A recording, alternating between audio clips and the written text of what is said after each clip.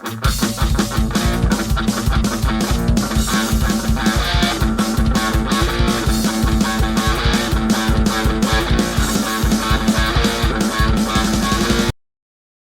back to the channel's Super Academico and Blue Eye Patch Gamer. Let us keep the reading of my book Clueders, Meire Pop Beyond the Cloud, available on Amazon. In this part, we will keep the reading of the Chapter 8, Clueders Games, Beyond the Cloud. Don't forget to subscribe to both channels and like and share the video. Let's go!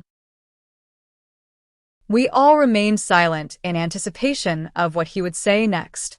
When you started talking about such dreams, I thought to myself that the most reasonable explanation for this would be some sort of subconscious expression of your yearnings. Emotional projections, fear, insecurity, etc., mixed with the language of pop culture.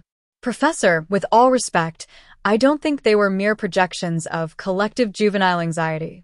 Leandro argued. And there are also the insertions in Meire's blog, Uncle Mello, and Marcos's absences. What absences? Mello asked, turning to Marcos. Meire, this was never clear if it had anything to do with our issue here. And did you happen to go to a doctor to see what those absences might be? I researched and could be a type of epilepsy. What kind of absences are these, Meire? Mello asked again. I got up and searched on my cell phone for the footage I had made of Marcos during one of the absences. Note, the one that happened in our classroom a few months earlier. See yourself. I handed him the cell phone. As he watched, I asked Marcos again. So, you went to a doctor? Half hesitant, he replied. Well, not really. But nothing like that has ever happened again. And would it have been since we broke up? I think so, he answered with some strangeness. Mello finished watching and returned the device. So, how do you know if you had another absence or not? After all, you're practically alone in this house. He looked at Mello, who was a little tense at that moment, maybe thinking about the video he watched. Or it was something else. I watched each other alternately until I asked, What is it, Marcos? Well, Uncle Mello has been visiting me quite often since that time. My parents asked him to watch me from time to time, just so I wouldn't be so alone. It's true, Meire.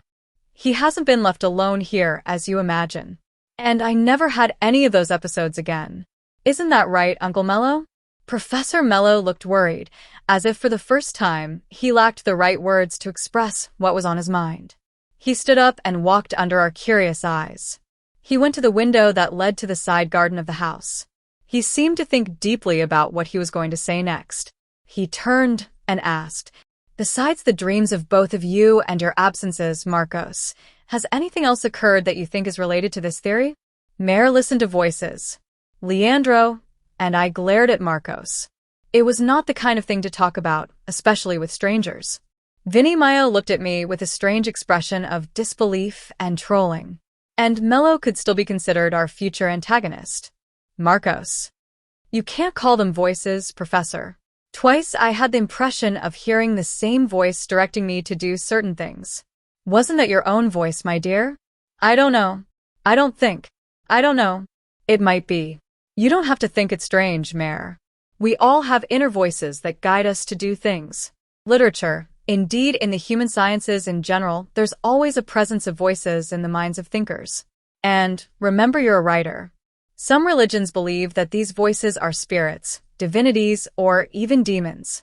Personally, I think it's a set of elements that make up our personality, or unconsciousness. We all sat in silence for a while until Vinny asked, And those supposed apparitions that your readers posted in comments shortly after you burst in popularity after your review of the first Twilight movie? Apparitions? I took some time to remember. Ah, yes. I didn't remember it anymore. But I don't know if that has any connection with the messages or the neurointernet. And what could have been? He asked. Don't know.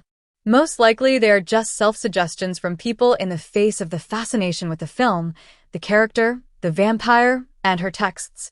Minimized Mello with a reasonable explanation. I didn't remember at that time, but also happened the electrical disturbances in the same period of the apparitions. There was a relationship between the facts, I just didn't know which. All this being said, the teacher's strange silence about Marco's absences, and especially about the videos with messages from the future, remained in the air.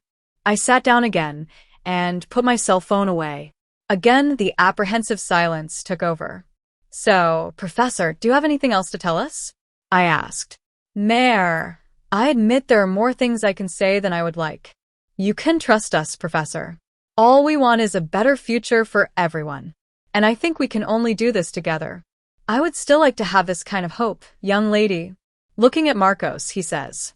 You had more of those absences, Marcos. On 2 occasions when I was here. What? It's true. I didn't tell you anything because I didn't think it was important. I am a teacher of teenagers like you, and what I don't lack is the experience of seeing you travel in thoughts in the middle of some conversation. What was the conversation context, teacher? I asked. Both times we were talking about the opportunities he could have in the future if he studied computer science. He always said he would like to follow his father's career, diplomacy, and I said that the field of activity is restricted. While in computing there are always new things and always going to have work. Wow, Uncle Mello. Looks like I really have to go to the doctor. Maybe not, Marcos. We were attentive and curious about what Mello would say next. I hope you have enjoyed this reading.